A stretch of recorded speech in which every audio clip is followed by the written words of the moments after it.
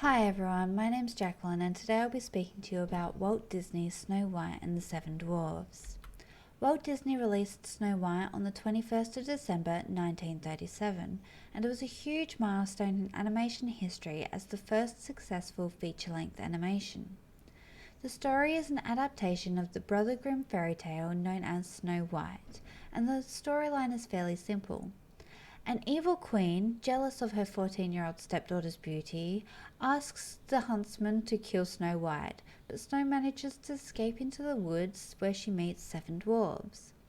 When the queen realizes Snow is still alive, she uses a poisoned apple to put Snow into a deep sleep where she can only be woken by true love's kiss.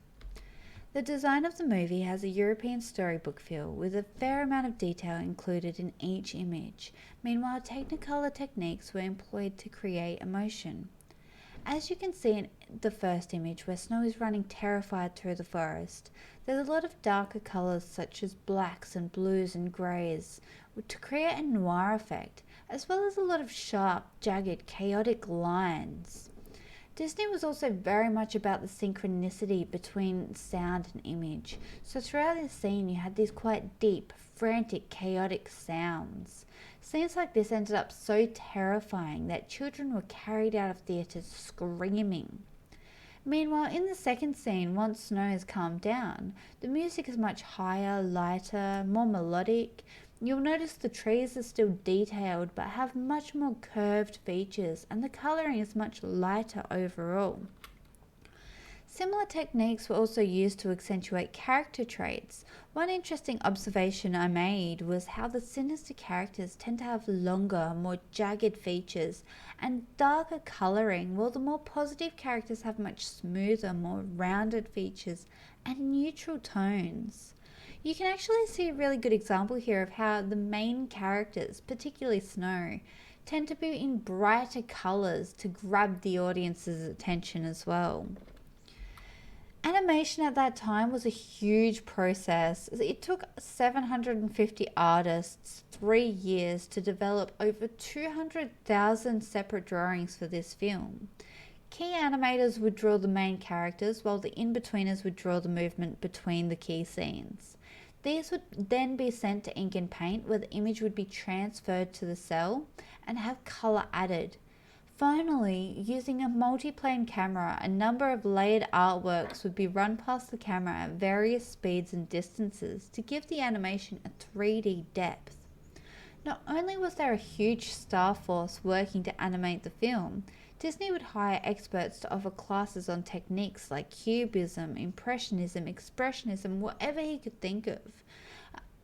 Similarly, although rotoscoping was still used for some key poses, Disney tried to avoid it since the resulting images felt traced. Instead, what he'd do is hire animals and people as live-action models to create a sense of realism in the images. Before Snow White, animation and realism had nothing to do with each other.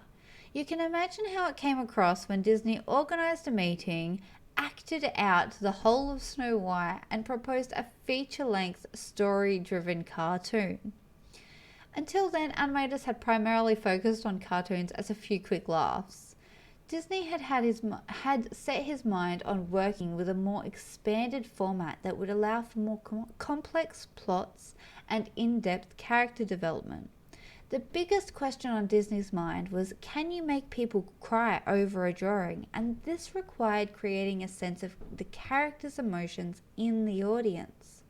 The artistic structure created in Snow White is called HyperRealism, which refers to the paradox of attempting to represent reality in a medium that is clearly artificial. Using live-action models led to more lifelike movements. Colour was used to create a more natural look. For example, the lighter grey that softens the edge of Snow's hair and the tint of blush on her cheeks. He used sound and colour to convey realism and allow the audience to emotionally relate to the characters. This attempt at realism was towards believability rather than absolute realism. Disney acknowledged that realistic human figures cannot be depicted using traditional 2D hand animation. Instead of strictly focusing on realism, character traits and emotion were portrayed through the images, similar to cartoons. Snow White and the Seven Dwarfs became the first successful animation feature-length film because Disney made his drawings believable enough that people would cry over it. This psychological breakthrough led to a whole new genre of art still common today, which is pretty impressive for a film referred to as Disney's folly and now regarded to as a kids' film. Thank you for listening to my presentation. You can find more information from the references listed here. Please let me know if you have any questions.